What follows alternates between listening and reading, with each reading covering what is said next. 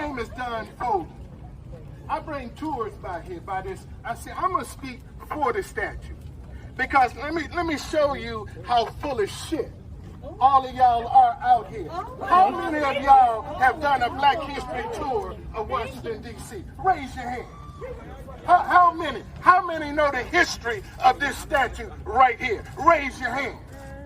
You see, a lot of people are out here talking about tearing something down that they don't even know the history of. If you're going to protest something, protest turning it back the way it was facing, which was the Capitol. That's the way that statue was facing. Y'all don't even know the history of this statue, but you want to tear it down because you are offended. I'm talking. Listen. And let me say one other thing. To all of the people that live in the community, baby, I work for myself. Don't nobody pay me to do nothing. I do this for myself. And for all of the people in the community that's so upset, give him the freedom why to speak, didn't you clean the statue up?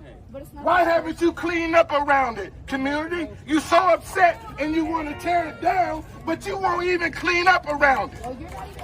Okay? It don't matter.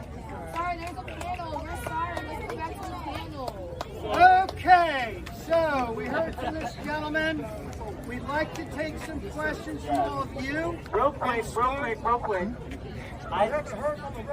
Real quick. That's my great-great-grandpa. Okay, hers as well.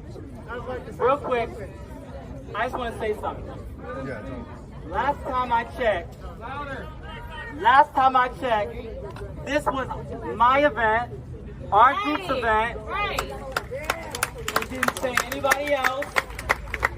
I don't know if y'all know about any other group out here that had an event except ours. Is that correct?